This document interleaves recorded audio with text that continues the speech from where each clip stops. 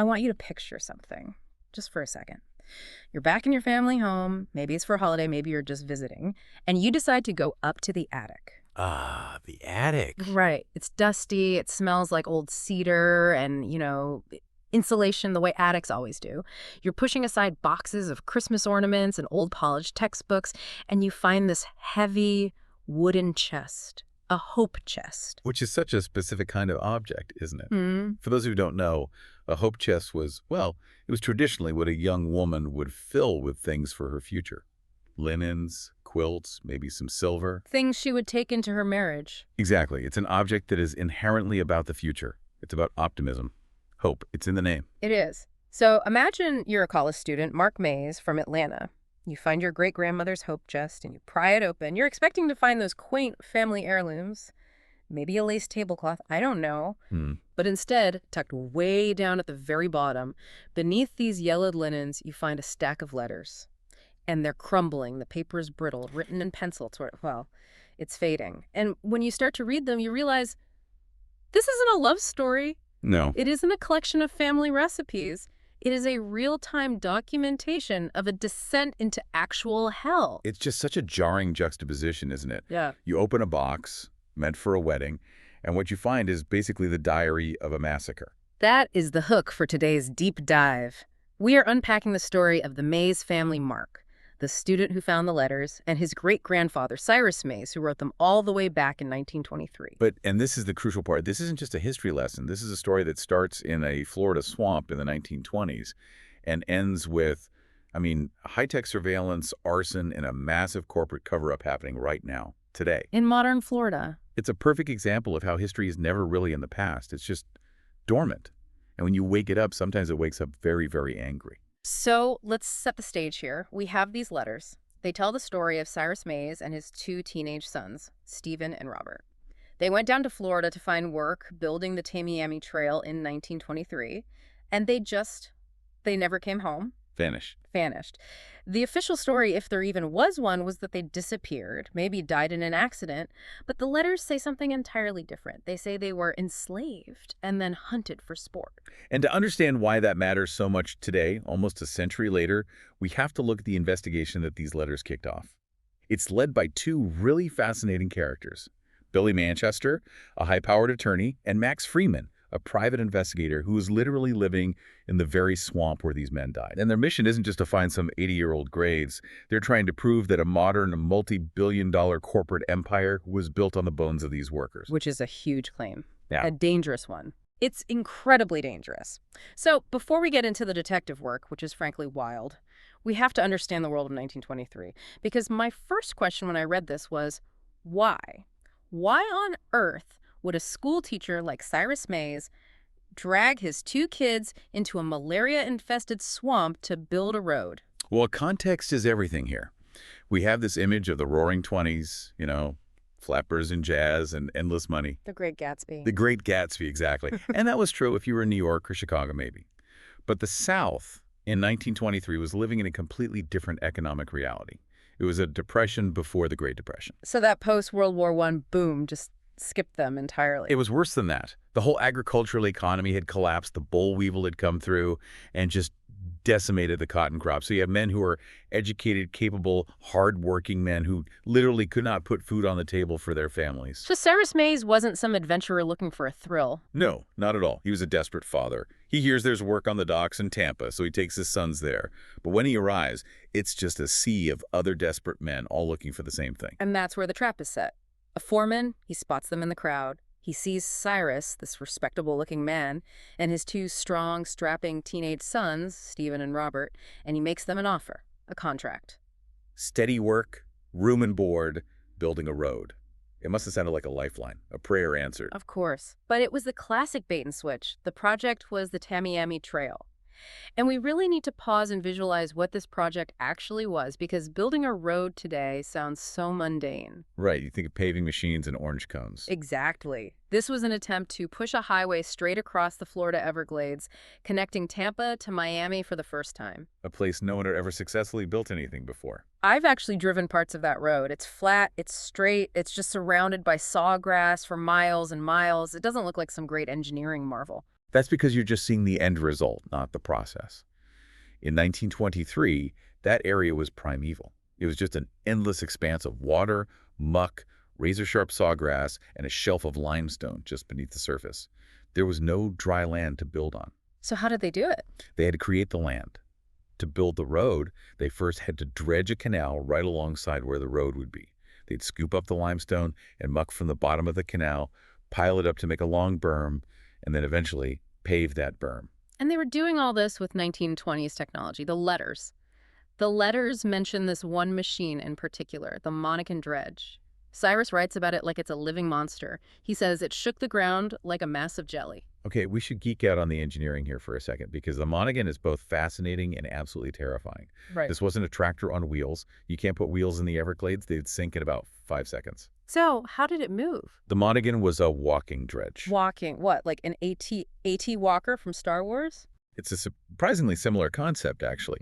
The main body of the machine sat on a massive circular tub that distributed its weight. When it needed to move forward, it used these giant cams, think of them as eccentric wheels, to lift the entire 40,000-pound machine up onto 2 giant feet, or pontoons. Oh, wait. Yes. It would lift itself up, lurch forward about 10 feet, and then slam itself back down on the tub, over and over again. That sounds incredibly violent. Just the sound alone must have been deafening. It was. And when Cyrus says the ground shook like jelly, he's not exaggerating. He's describing a geological phenomenon called liquefaction.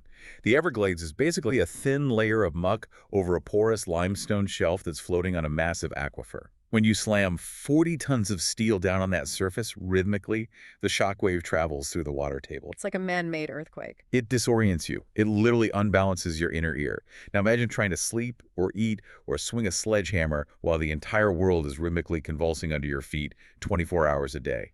I can't. And that's just the machine. The environment itself sounds like an absolute nightmare. Cyrus writes, and I'm quoting here, "Hell called the Everglades." And it was a sensory overload. First, you have the heat. It's this humid, sticky, oppressive heat that never breaks, not even at night. Then, the insects. Mosquitoes in clouds so thick you could literally breathe them in. Sandflies. Chiggers. Oh, God. But the real immediate danger was the fauna. When that dredge finally stopped at night, the silence wasn't peaceful. It was the dinner bell for every predator in the swamp. The letters mention snakes constantly. There's one story where Robert, the younger son, finds a cottonmouth in his bedding. Yes, in his cot. He has to beat it to death with the heel of his boot. Now just imagine the psychological toll of that. You work yourself to the point of utter exhaustion, you collapse onto a cot, and you have to check your sheets for something that can kill you in 20 minutes. There's no rest, no safety. None. And then there were the gators. The men were working in the water half the time. Right, because they had to set the dynamite charges? Exactly. To blast the limestone, men had to wade into the waist-deep black water. So Cyrus talks about a company sharpshooter, a man named Jefferson. His only job was to sit on top of the dredge with a rifle and shoot the alligators that got too close to the workers in the water. Jefferson. Okay, let's put a pin in that name. He's the guy with the rifle. He is going to become very, very important. He is the central villain of this story. Because the letters imply that eventually Jefferson stopped pointing that rifle at the gators and started pointing it at the men. This is the critical shift in the letters. This is where it goes from just brutal hard work to outright slavery. Cyrus documents this transition. At first, it's just unbearable labor. But then men start trying to leave. Maybe they get sick with malaria or they're injured or they just can't take it anymore. They go to the foreman and ask for their pay so they can go home. And they're told no. They're told they owe the company. They're charged for their transport to the site, for the rancid food they were given, for the tools they used. It's a classic system of debt peonage. Which was illegal by 1923, right? Oh, absolutely illegal, technically. But in the middle of the swamp, miles from any town, the law is whatever the man with a gun says it is. And Jefferson was the man with the gun. So what happened if they tried to just walk out? The geography itself is the prison. You're dozens of miles from anything you could call civilization. You can't just walk through the swamp without clean water and supplies. You'll die of dehydration or get eaten. Cyrus writes about 3 men who tried. They stole some water bags and tried to sneak away at night. He says they all heard Jefferson's rifle crack 3 times in the darkness. Those men were never seen again. Wow. So that's when the psychological horror really sets in. I'm thinking of Stephen, the older son. He starts to crack, doesn't he?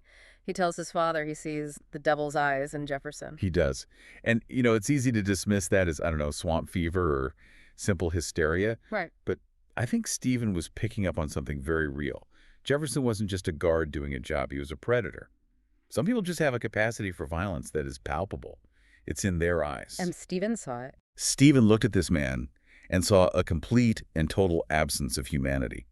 He realized, probably before his father did, that they weren't workers anymore. They were prey. And that realization leads to the escape attempt. The Helene investigation kicks off with this incredibly vivid scene recreated from the last letters. Cyrus and his boys, they realize they're going to die there one way or another, so they make a break for it. They wait for a bright, moonlit night, thinking the light will help them see, help them navigate the berm. That this is where the physics of their own work turns against them. The berm they've been building is made of crushed white limestone. It's stark white. Stark white. So when the full moon hits it, it doesn't just illuminate it, it makes it glow. So instead of a hidden path out, it's a stage light, a spotlight. They are scrambling over this brilliant white rock, completely exposed, trying to get to the canal so they can swim across to the darkness of the mangroves. And Jefferson, he's not chasing them on foot. Yeah. He's out there in a small boat. He's just gliding silently on the black water of the canal, watching these three perfect silhouettes moving against the white rock. it's a shooting gallery. It is a shooting gallery. Yeah. He just picks them off, one by one. First Robert, the youngest, then Stephen, and finally Cyrus. The image of the father trying to shield his son's bodies with his own. It's the inciting incident for everything that follows, because somehow in his final days, Cyrus managed to get those last letters out. He created a time capsule of this crime. And that time capsule sits in a hope chest for 80 years. Until his great-grandson opens it. So fast forward 80 years. Mark Mays finds the letters. He's horrified, obviously, and he takes them to Billy Manchester, this incredibly successful, high-powered attorney. And Billy, knowing this is way outside his normal corporate law world, brings in Max Freeman. And we have to talk about Max. He is not your typical private eye in a trench coat and a fedora. Not even close. Max Freeman is a man who is arguably as damaged as the history he's being asked to investigate. He's a former Philadelphia police officer. A big guy, 6'2", over 200 pounds, physically imposing. But he's living in a handmade shack deep in the Everglades, basically hiding from the world. Yeah, he's in exile. Uh-huh. By choice. So why is he hiding? What drove a decorated Philly cop into a swamp? The shooting. It's the ghost that haunts him. He was responding to a convenience store stick-up. He exchanged fire with the suspect. Max killed the guy, which was a justified shooting, but in the chaos, a stray bullet killed a 12-year-old boy who was in the store buying candy. Oh, man. It was rule justified, not his fault, legally. The suspect started the gunfight. But Max can't live with it. He carries that guilt every single second. He calls it the grinding. Yes. And what a visceral term for PTSD that is. It's this constant mechanical internal friction. The guilt, the memory, the replay of that moment over and over. He moved to the glades because the sensory overload of the swamp, the constant noise of the insects, the heat, the ever-present danger of the river. It's the only thing loud enough to drown out the grinding noise in his head. So he's a man who intimately understands trauma. He understands what it means to be haunted, which in a way makes him the perfect person to investigate the Mays letters. That's it, exactly. He reads about Cyrus and his sons, and he doesn't just see a cold case file. He sees innocent lives cut short by brutal violence. He projects that 12-year-old boy from the convenience store onto Robert and Stephen Mays. It becomes deeply personal for him. This isn't a job. It's a chance at some kind of redemption. But he's not doing it alone. He has Billy Manchester. And I love their dynamic. You've got Billy, this wealthy, brilliant, successful black attorney living in a penthouse in the city. And you've got Max, this broken white ex-cop living in a shack in the mud. On paper, they shouldn't even know each other. But they're bound by family. Their mothers were best friends growing up. And they're bound by this perfect complementary set of skills. Billy is the strategist. He sees the legal angles, the corporate structures, the big picture. But Billy has his own vulnerability. The stutter. A severe stutter, but only when he speaks to people face to face. Which completely vanishes when he's on the phone. It's fascinating. It's a control mechanism. On the phone, he can curate his voice. He's in his element. In person, the anxiety of the interaction takes over. It really humanizes him. It shows that both of these men, the heroes of our story, are navigating their own profound disabilities to fight this battle. Max's is internal, Billy's is external. So Max takes the case. He starts poking around, asking some questions, Mhm. and almost immediately this 80-year-old cold case gets hot, and I mean that literally. The fire. This is the moment the whole story pivots. Mm. Max is asleep in his shack one night. He wakes up to the smell of smoke and the sound of crackling, and the entire back wall of his shack is engulfed in flames. And this isn't a stray campfire spark or a lightning strike? No, the park ranger, a guy named Dan Griggs who helps him put it out, he smells it right away. The forensic investigation later confirms they used marine fuel, a mix of gasoline and oil. It's designed to be sticky, it burns incredibly hot, and it's very hard to extinguish. Someone sneaked up to his sanctuary, the one place on Earth he felt safe, and they tried to burn him alive in his sleep. It sends a very clear message, doesn't it? Stop digging. Absolutely. But it also tells Max something incredibly crucial. It tells him the letters are 100% true. If the Maze story was just some fantasy, a tall tale from a desperate man, nobody would care 80 years later. Right, you don't commit felony arson and attempted murder to cover up a fairy tale. Exactly. The fire is the proof. It proves that someone, right now, is terrified of what Max might find. So the question becomes, who is so scared? This brings us to the modern cover-up. Billy Manchester, back in his penthouse, starts doing what he does best, digging through corporate records. He's tracing the companies mentioned in the letters, specifically the Noren Company. Right. Noren was the contractor who hired Cyrus back in 1923. But 80 years is a very long time in the corporate world. Billy has to trace this long, tangled chain of acquisitions, mergers, buyouts, and name changes. And he discovers that Noren Construction is the direct corporate ancestor of a modern company called Palmco. Palmco. And we're not talking about a small-time construction firm. We're talking about a massive publicly traded developer, high-rises, gated communities, shopping malls. They are everywhere in Florida. They are a titan of industry, a household name, and Billy realizes that if he can definitively link Palmco to the atrocities committed on the Tamiami Trail, it's a nuclear bomb for their entire business. Okay, but hang on. Why? Why would a modern company be legally liable for something that happened in 1923 under a different name, with a different management? Couldn't they just issue a press release saying, that was a different era, we're very sorry, and move on? You would think so. Yeah. Normally you might be right. But there is a very specific, very powerful legal precedent in Florida that makes this situation terrifying for them. It's called the Rosewood precedent. And we really need to unpack this because it's the legal engine that drives the entire modern story. Okay, please. What is Rosewood? Rosewood was a small, predominantly black town in rural Florida that was completely destroyed by a white mob in 1923, coincidentally, the exact same year as the Maze letters. Wow. The town was burned to the ground, people were murdered, hunted in the swamps, and for decades it was just buried history, erased. But in the 1990s, some elderly survivors and their descendants won a case against the state of Florida. And they won against Yeah, the state. They did. In a landmark decision, the Florida legislature passed a claims bill compensating the survivors and their families. The legal argument was that the state, through its law enforcement, knew what was happening and failed in its duty to protect its citizens. It established this incredible principle. You can't just wait out the clock on an atrocity.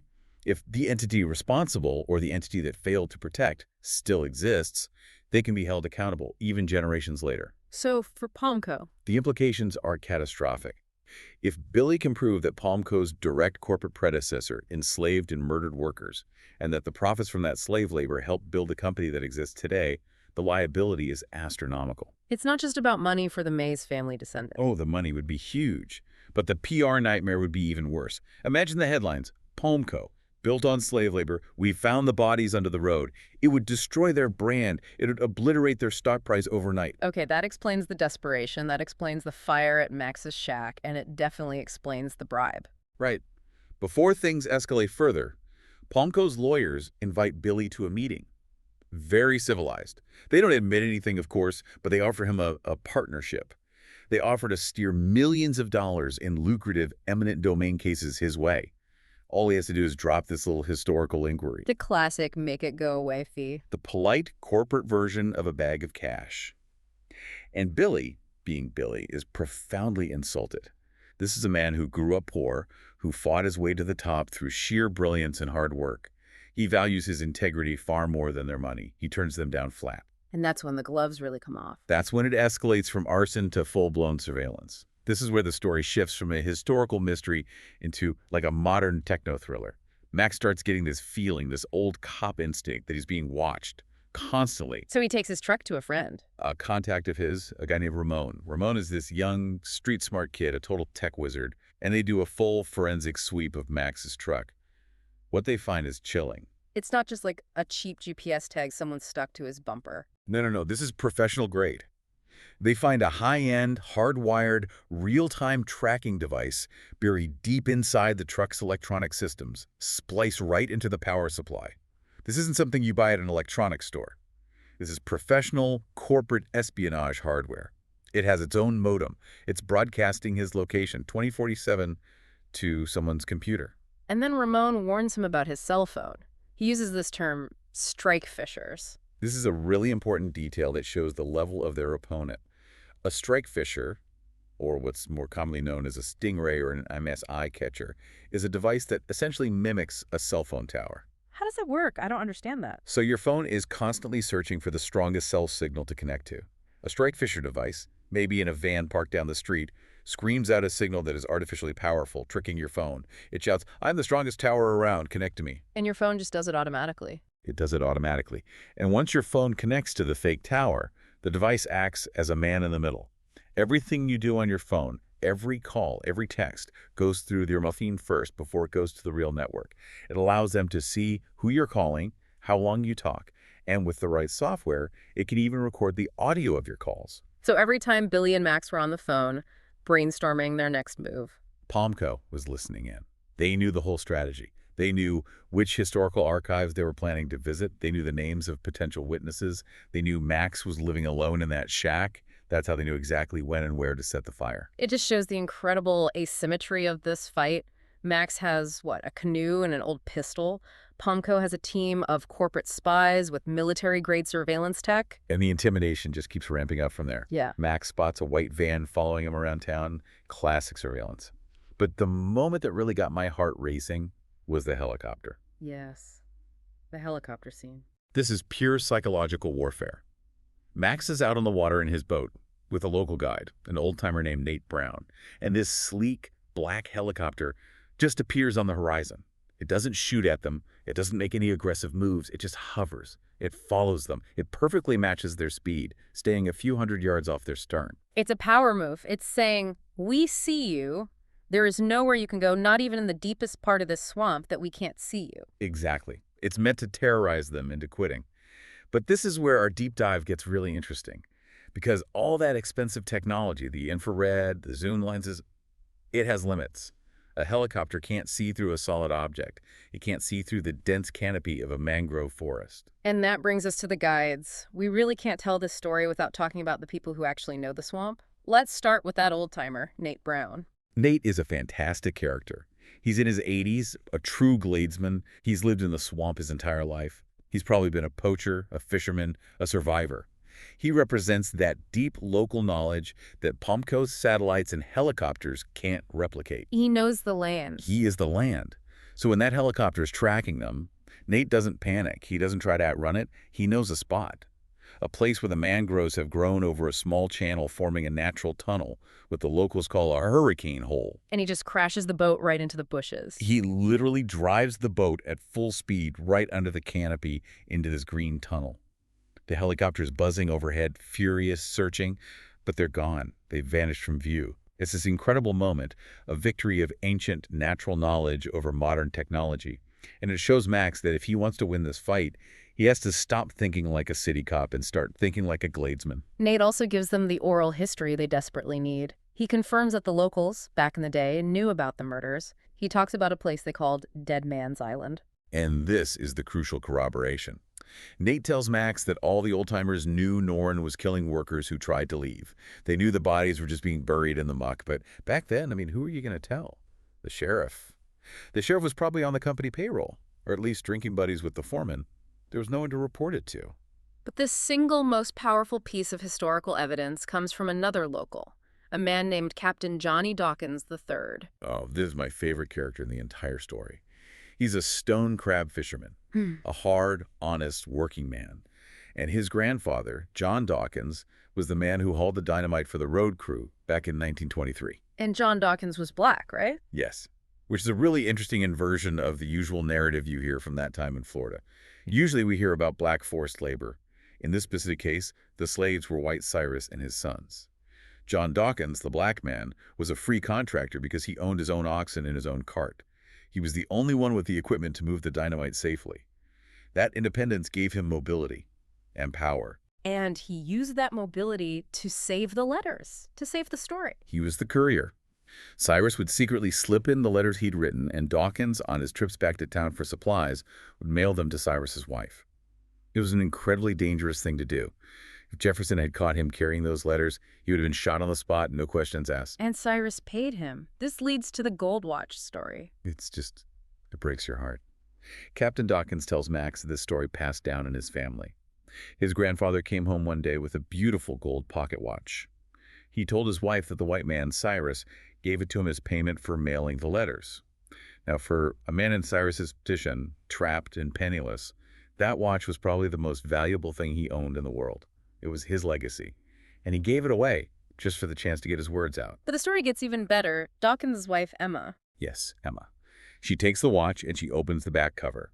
And she sees an inscription engraved inside as a line of scripture dedicated from the man to his son. And Emma, she looks at this and she says to her husband, "We can't keep this. This belongs to that man's family. It's an heirloom. It's wrong to take it."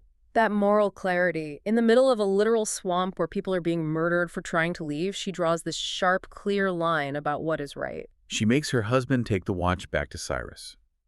But here is why that seemingly small act matters so profoundly for the investigation 80 years later.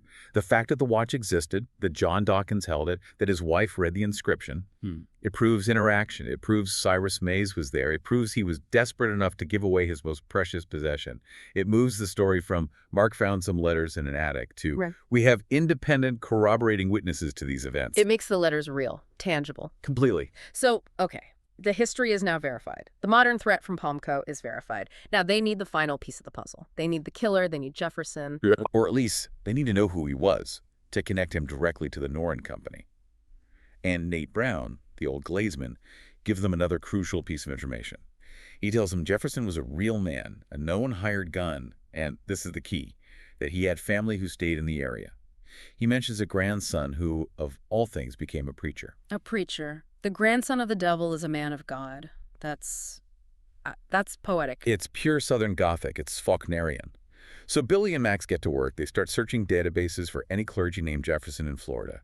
It's a needle in a haystack, but they eventually find a promising lead in a small inland town called Placid City. Max makes the call. A woman answers, Mrs. Marjorie Jefferson, and she says something that it makes the hair on the back of my neck stand up every time I read it. It's so subtle and so damning. Max asks her about her husband's family history, specifically about his grandfather who worked in the Glades. And there's this long pause, and then she says, that part of the family has been passed on. That part. It's such a loaded phrase. It's not a denial. It's a separation. It implies there is the good part of the family, the preachers, the good citizens, and then there's the dark part, the part they don't talk about. Yeah. It implies that she knows exactly what Max is asking about, and she wants absolutely nothing to do with it. It's an admission by evasion. So that's it. That's the confirmation. Max gets in his truck, his newly swept, bug-free truck, and he starts the drive north to Placid City. And as soon as he gets near the town, the whole vibe of the story changes. This isn't the empty, wild swamp anymore. This is a small town, and small towns have secrets. And they have gatekeepers. He gets pulled over by the local sheriff, a man named O.J. Wilson. And we have to talk about this encounter because it's a perfect mirror of the power dynamics from 1923. Wilson pulls him over for absolutely nothing, a supposed rolling stop. He's a small man, but he has this intense aggressive energy. He illegally searches Max's truck, going through his glove box, his bags, all without a warrant. He's not looking for anything specific. He's asserting dominance. He's showing Max that in this town, he is the law. And outsiders are not welcome. He claims it's a precaution. Right. A precaution. And later, Max stops at a local diner, and he finds out from a waitress why the sheriff might be so on edge. She tells him the town gossip. There's a serial killer operating in the county. Someone who's been picking off local bad boys, drug dealers, troublemakers for the last 15 years, just finding them shot out in the woods. Wait, is this connected to the Mays case, or is this a whole other thing? It's not directly connected, but it creates this thick atmosphere of dread. It suggests that in this part of Florida, vigilante justice never really went away. Jefferson cleaned up the labor problems on the Tamiami Trail in 1923, and now someone, maybe the sheriff, maybe someone else, is cleaning up the town in the modern day. Huh. It reinforces this underlying theme that life is cheap out here, and the official law is often just a suggestion. Max finally gets away from the sheriff, gets the information from the diner, and he makes his way to the church. He stands there, at the door. He is about to come face to face with Reverend William Jefferson, the grandson of the man who murdered his client's family. And that is where the main detective story, for now, pauses. It's the moment of truth, Oh. and it's important to understand what Max is looking for. He's not looking for a legal confession to a crime from 80 years ago. He can't arrest a dead man. He's looking for the truth. He wants the Reverend to look him in the eye and acknowledge what happened, to say, yes, my grandfather was the monster in your letters. Because once that is said out loud, the power of the secret is finally broken. And if the secret is broken, then Ponko's entire cover-up collapses. Exactly. The letters are the accusation. The fire and the surveillance are the proof of a cover-up. But the Reverend, he is the living confirmation. So let's zoom out. We've covered a huge amount of ground here. We've gone from a walking dredge shaking the earth in 1923 to high-tech surveillance bugs listening to phone calls today. What's the big picture here? What does the story of the Mays family really tell us about the world we live in right now? I think it tells us that infrastructure always has a hidden cost. When we drive on a highway or cross a bridge or walk into a shopping mall, we see the finished product, we see the utility, we don't see the history buried beneath it. The Tamiami Trail is a vital artery for the state of Florida, but it was built on a foundation of human suffering and murder. It's that old concept of blood in the mortar, that every great project is built on some kind of sacrifice. It is. And the modern part of the story, the cover-up, tells us that corporations are still terrified of that history. Palmco knows deep down that their billion-dollar empire is fragile because it's built on a moral fault line. And they're willing to burn down a man's home, to spy on him, to threaten him, just to keep people from looking too closely at that foundation. It also makes me think about where we started, with the hope chest. It's the central metaphor for the whole thing, isn't it? We bury things, we put them away in boxes, whether it's a literal wooden chest in an attic or a sealed corporate file in a climate-controlled basement. We think that by burying the past, we are protecting ourselves, protecting the future. But you can't. But the Mays story shows that you can't bury the truth forever. The swamp eventually gives up its dead. The letters eventually get read. The secrets always come out. And sometimes it takes a flawed hero to be the one to open the box. I mean, Max Freeman isn't some white knight in shining armor. He's a guy who carries the guilt of killing a child. He's broken. But that's precisely why he's the one who can succeed. A perfect, clean hero wouldn't understand the moral darkness of the swamp. Max understands it because he carries a piece of it inside himself. He uses his own pain, his own grinding, to navigate the pain of the Mays family. He connects with it. So, to wrap this all up, here is the provocative thought I want to leave with you, our listener. We are living in an era of massive construction. New cities, new global supply chains, artificial intelligence data centers that consume enormous resources. 80 years from now, in the year 2106, will someone open up a digital hope chest, an old hard drive, a forgotten cloud server, and find the horror story of how our world was built? That is a chilling question. What abuses, what shortcuts, what human costs are we ignoring right now that will horrify our great-grandchildren? That's the thing about these deep dives. You never really hit the bottom. You just realize the water is much deeper than you ever thought. And darker. And darker. A huge thank you to the investigators, Billy Manchester and Max Freeman, and to Mark Mays for having the courage to read those letters and not just close the lid and put them back in the box. Indeed. It's a story that absolutely needed to be told. Thank you all for listening. Keep digging. You never know what you'll find under the surface.